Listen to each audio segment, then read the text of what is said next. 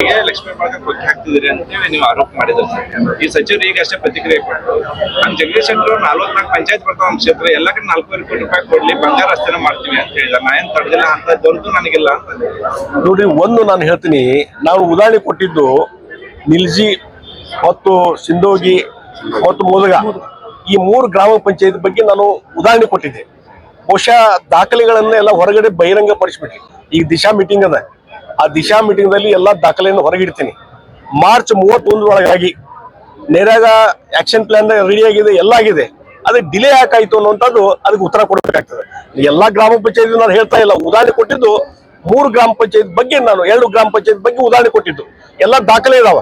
ಆ PDO ಯಾಕೆ late ಮಾಡಿದ್ರು, CO ಯಾಕೆ ಲೇಟ್ ಮಾಡಿದ್ರು, ಅಲ್ಲಿದ್ದಂತ ಯಾರು ತಾಲೂಕ್ ಪಂಚಾಯತಿಯ ಆಫೀಸರ್ ಅದು ಯಾಕೆ ಲೇಟ್ ಮಾಡಿದ್ರು, ಇವತ್ತು ಯಾಕೆ ಅದಕ್ಕೆ ಎಕ್ಸಿಕ್ಯೂಟ್ ಮಾಡಕ್ ಆಗ್ಲಿಲ್ಲ, ಇವತ್ತು ಯಾಕೆ ಇದಕ್ಕೆ ಪ್ರೊಸೆಸ್ ಮಾಡ್ಲಿಲ್ಲ, ಇದಕ್ಕೆ ಉತ್ತರ ಕೊಡ್ಲಿ ಅವರು. ನಾವು ಇಡೀ ಬೆಳಗಾವಿ ಗ್ರಾಮೀಣ ಕ್ಷೇತ್ರದ ನಾವು ರೆಫರ್ ಮಾಡೇ ಇಲ್ಲ. ಎಲ್ಲಿ ಅವಶ್ಯಕತೆ ಇದೆ ಅದನ್ನ ಹೇಳಿದ್ದೇವೆ.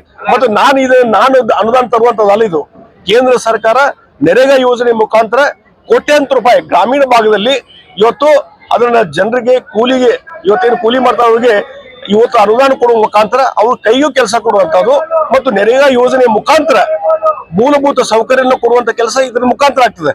ಅಲ್ಲಿ ಜಾತ್ರೆ ಮತ್ತೊಂದು ಧಾರ್ಮಿಕ ಕಾರ್ಯಕ್ರಮ ಇದ್ದಾಗ ತುರ್ತಾಗಿ ಅವ್ರು ಆಕ್ಷನ್ ಪ್ಲಾನ್ ರೆಡಿ ಮಾಡಿ ಕಳಿಸಿದಾಗ ಅದು ಡಿಲೇ ಎಲ್ಲ ಆಯ್ತು ಅನ್ನೋದು ಉತ್ತರ ಅವ್ರು ಕೊಡ್ಲಿ.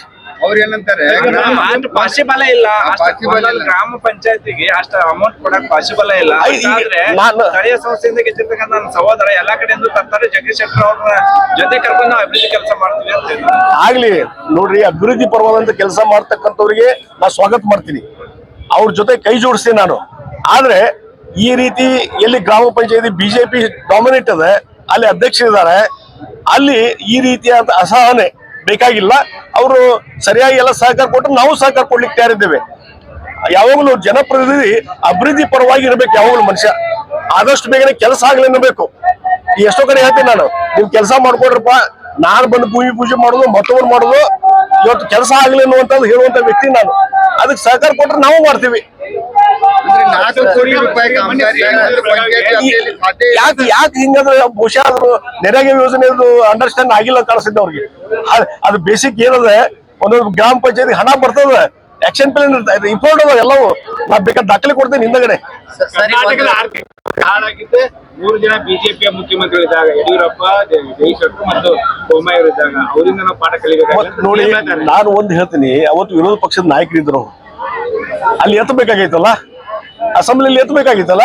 ಅವತ್ತು ಟೀಕೆ ಮಾಡದೇ ಇದ್ದಂತವ್ರು ಅವಾಗ ಅವರು ಬೆನಿಫಿಟ್ ತಗೊಂಡಿದ್ದಾರೆ, ಎಲ್ಲಾ ಕ್ಷೇತ್ರಕ್ಕೂ ಬೆನಿಫಿಟ್ ತಗೊಂಡಿದ್ದಾರೆ, ಕಾಂಗ್ರೆಸ್ ಅವರು ಬೆನಿಫಿಟ್ ತಗೊಂಡಿದ್ದಾರೆ, ಎಲ್ಲರೂ ತಗೊಂಡಿದ್ದಾರೆ. ಅವತ್ತೇನು ಮಂಜೂರಾಗಿದ್ದು ಕಾಮಗಾರಿ ಅವೇ ಇವತ್ತು ನಡೀತಾ ಇದಾವೆ. ಎಷ್ಟೋ ಕಡೆ ಕಾಂಗ್ರೆಸ್ ಶಾಸಕರು ಹೇಳ್ತಾರೆ, ನಿಮ್ ಸರ್ಕಾರ ಮಂಜೂರಾಗಿದ್ರು ಇವು, ಇವತ್ತು ಅದೇ ಕೆಲಸ ಮಾಡ್ಕೊಂಡಿಟ್ಟು ಈ ಸಿದ್ದರಾಮಯ್ಯ ಬಂದ ಮೇಲೆ 1 ಪೈಸಾ ಸಿಕ್ಕಿಲ್ಲ ನಮ್ಗೆ ಅಂತ ಹೇಳ್ತಾರ ಅವರು.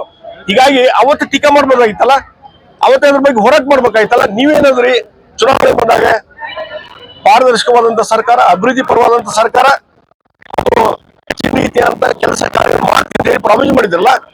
ಮತ್ತೆ ಗ್ಯಾರಂಟಿ ಯೋಜನೆ 50-60 ಸಾವಿರ ಕೋಟಿ ಅಲ್ಲಿ ಹೋಗ್ತಾ ಇದೆಯಲ್ಲ, ಅದಕ್ಕೇನು ಉತ್ತರ?